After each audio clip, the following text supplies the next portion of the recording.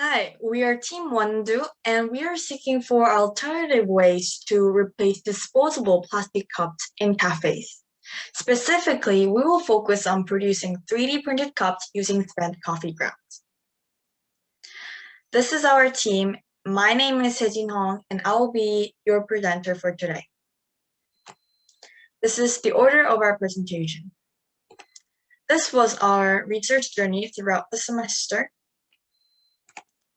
And to begin with, plastic has brought various environmental concerns in that it is a non-renewable resource. Its persistent organic pollutants are absorbed very easily to plastic. It's hard to degrade and fragment. Thus, it could also cause injury to ecosystem. In addition, due to the recent outbreak of COVID, as more people are delivering food to their homes and having their drinks to go, the global plastic packaging market size is projected to grow even more in 2021. We've identified 3 previous studies related to our proposal. In the first study, it proposes a method that minimizes the amount of polyethylene, which is chemical substance comprised of non-degradable thermoplastic, by finding the optimal radius and height while keeping the volume of the original cup. However, this would only be effective in reducing the deterioration of plastic use in the short term.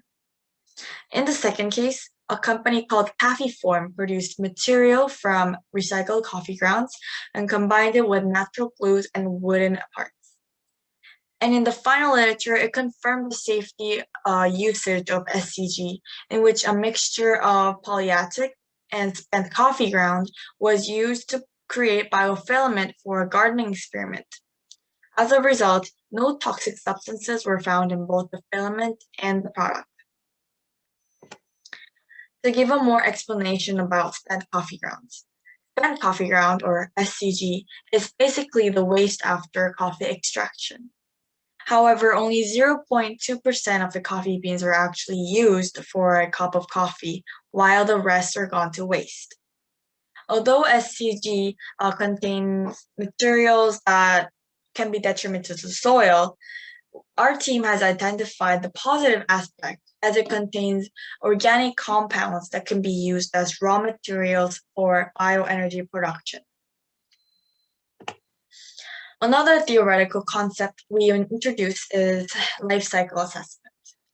In a nutshell, this is a method of analyzing the environmental impact of a product or service to analyze the entire process of how a product or service is produced. The LCA consists of 4 steps, which are defining the goal and scope, inventory analysis, impact assessment, and interpretation. These 4 steps are not separately conducted, but they influence and depend on each other. Therefore, the entire process does not have to complete to interpret the result, but rather it is useful for the researchers to continuously make interpretations while conducting the LCA and improve upon it. Now, moving on to our design proposal. We came up with our own brand called Wondu. Wondu literally means coffee bean in Korean, but it also implies that the business will contribute to one circular economy. This is a social innovative business, and we will play a design and distributing role, in which I will explain further in the later slides. So as previous studies confirmed SCG biofilament as a safe alternative to plastic, this study proposes utilizing the SCG biofilament to design new cups to replace the old plastic ones. This is the digital design process that we went through. First, we've digitally designed the cups. Then we had a print test at school facilities. And then we found one outsourcing company that produces coffee waste filament in Korea, in which we printed. This is the digital design of Wondu's SCG cup. We designed it so that it is a familiar design to consumers, but placed the hole for the straw to go in as well. But more importantly, We found that this design is the most economical to produce as of today's market price, which stands around 50 to 60 Korean won per cup. And as for the filament itself, it is a filament of natural mixture of PLA material added with coffee grounds. Also, it is free from toxic materials such as carcinogens.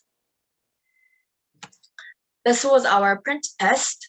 The school facilities nozzle was at 0.4 millimeters, but the coffee filament is at 0.6 millimeters nozzle. So we had to find a different facility in the end, but we just wanted to see how our print would turn out through trial and error.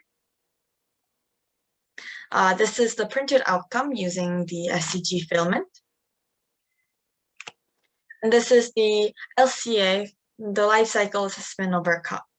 So this chart evaluates the life cycle of SCG cups and analyzes the process from its material processing to its recycling stage.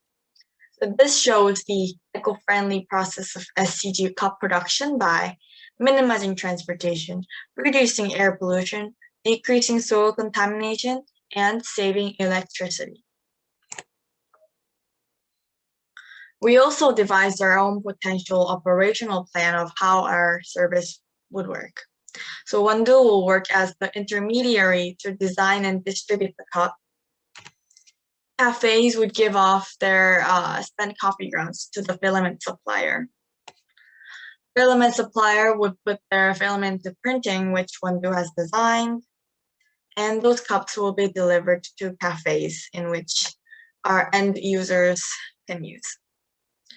And finally, this is more like a future approach, but we've added the Ministry of Environment or a third-party venture capital so that they could invest in our design idea. As for what environmental impact our cup could make, we've broken down the life cycle into each step.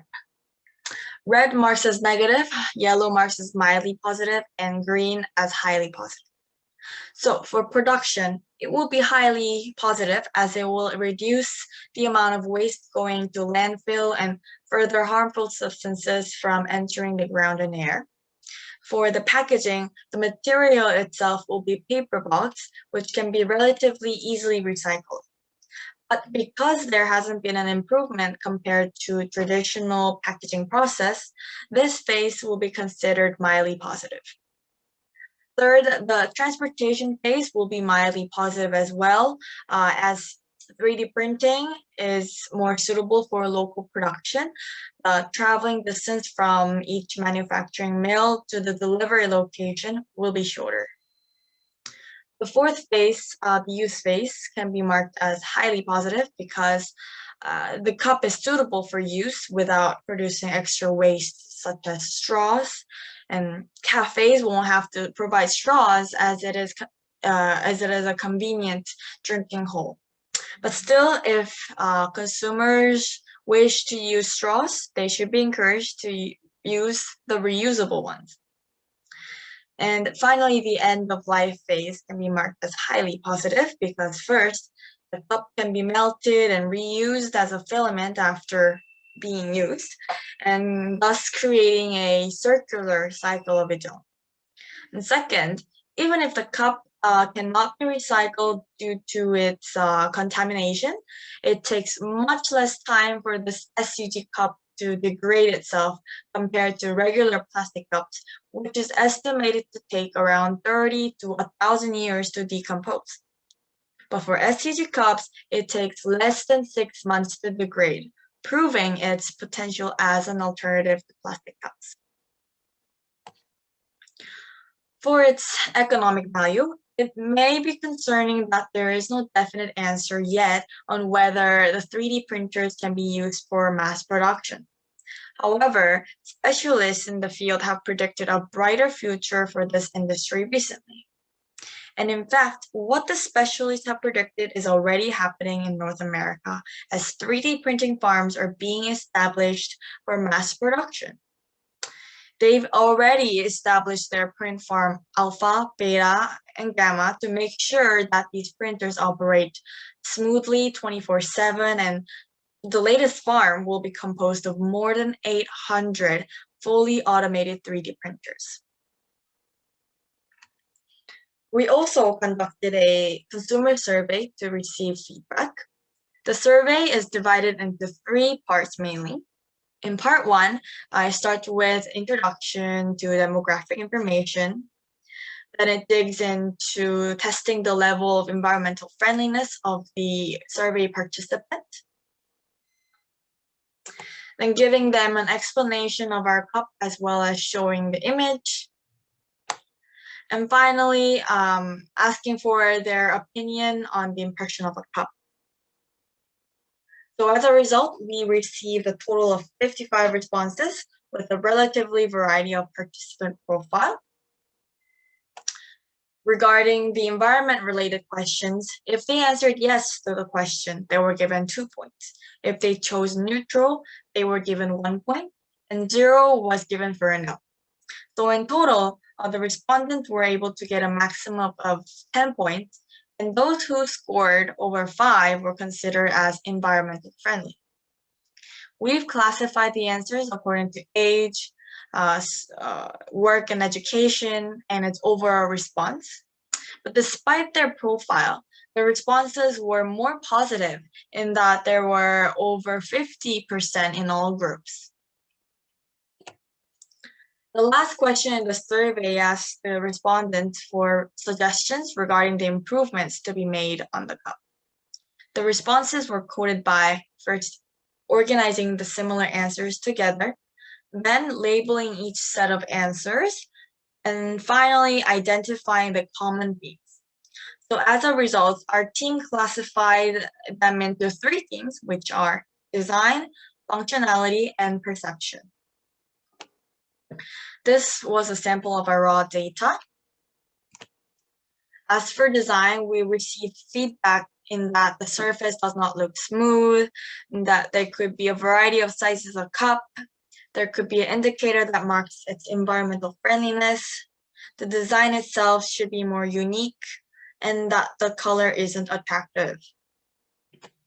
For functionality, there was feedback that the inner composition of the cup doesn't look too sturdy, thus the cup should be thicker.